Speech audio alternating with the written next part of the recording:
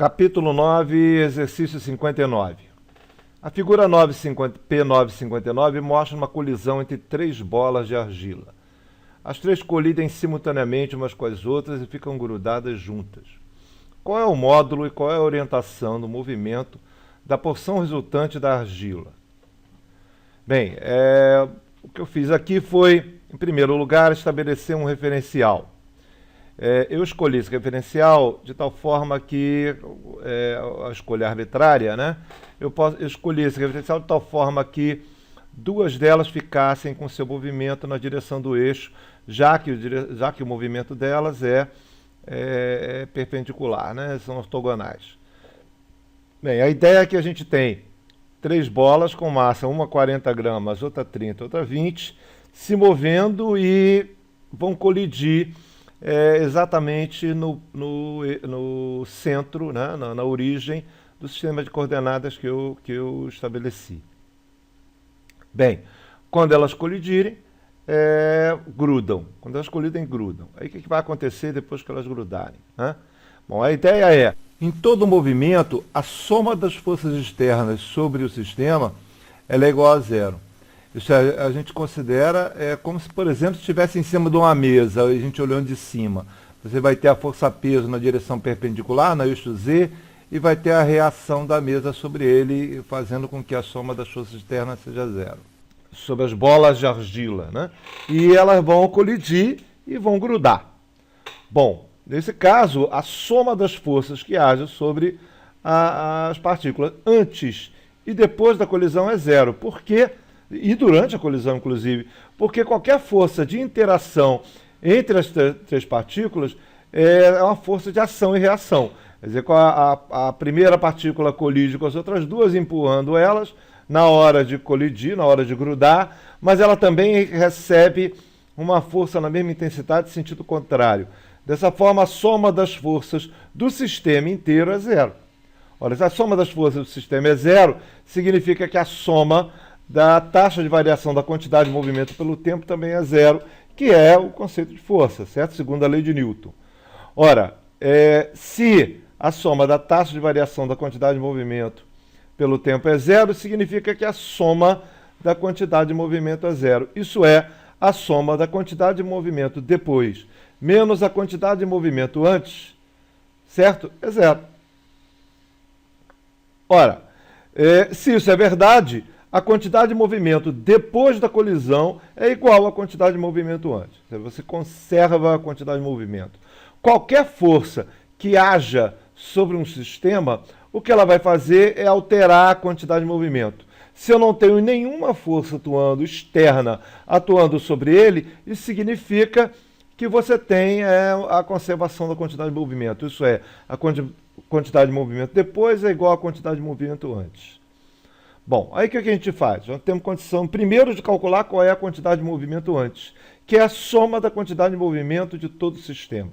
Isso é, a quantidade de movimento antes é a quantidade de movimento de cada bola de argila que está se movendo, de cada partícula. Se eu considerar essa como 1, essa como 2, essa como 3, a soma da quantidade de movimento de 1 mais 2 mais 3 é o que a gente chama da soma da quantidade de movimento antes da colisão. Bom, essa conta é fácil, só a massa vezes a velocidade de cada uma. No caso, a partícula 2 e a partícula 3 têm as suas velocidades na direção dos eixos de coordenadas. Isso é, a partícula 2 só tem velocidade na direção x, e no sentido contrário ao eixo positivo, e a 3 tem sua velocidade na direção do eixo y no mesmo sentido positivo. A partícula 1 não, ela está inclinada.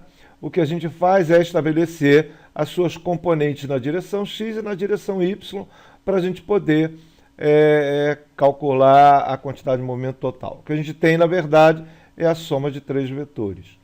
Bom, então o que a gente faz é a massa de 1, que é 40 gramas, isso é 0,04 quilogramas, né?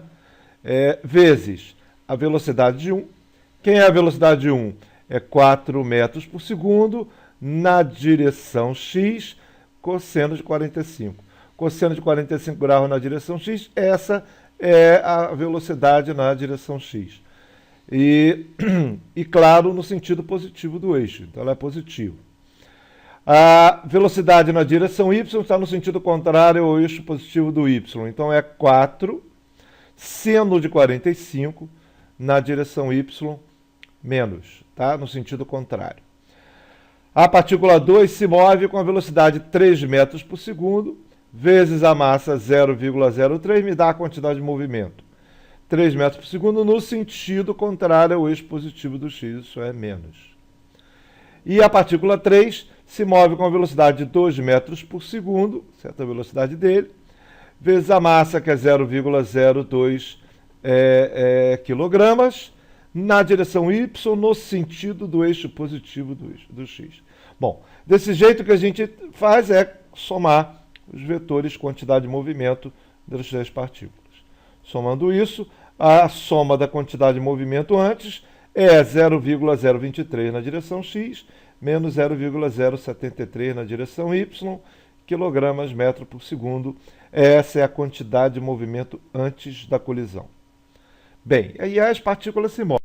As partículas agora vão colidir, certo? Isso é, no seu movimento, cuja quantidade de movimento antes de colidir a gente conhece. Agora as três partículas vão colidir, certo? E virar uma só, vão grudar.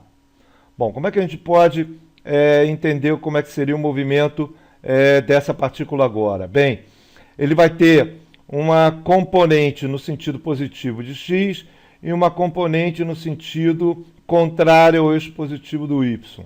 Isso é no sentido negativo. E o movimento na direção y bem maior que o movimento na direção x.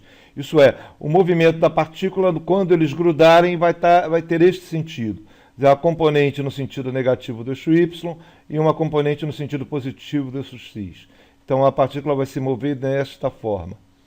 Bem, como é que a gente pode quantificar este movimento? A gente sabe que a quantidade de movimento antes é igual à quantidade de movimento depois. Adiante a gente conhece. A quantidade de movimento depois, como é uma partícula só, é simplesmente a sua massa vezes a sua velocidade. Onde a massa é a soma das três massas, isso é 40 gramas mais 30, 70 mais 20, 90 gramas. Então, a massa vezes a velocidade é 0,023 menos 0,073, que é a quantidade de movimento antes. Isso é, a velocidade é a quantidade de movimento dividido pela sua massa, que é 90 gramas. Dessa forma, a velocidade de movimento da partícula vai ser 0,026 na direção x, menos 0,81 na direção y, metros por segundo.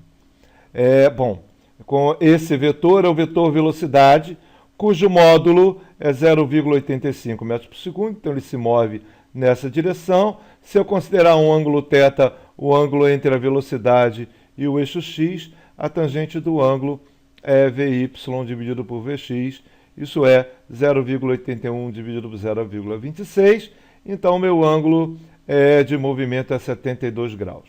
Então, fechando a história, as três partículas que se movem com essa velocidade têm essa massa, elas batem no eixo, em cima do eixo, grudam, e na hora que grudam, a partícula que gruda passa a se mover com essa velocidade, conservando a quantidade de movimento, já que não tem nenhuma força externa atuando.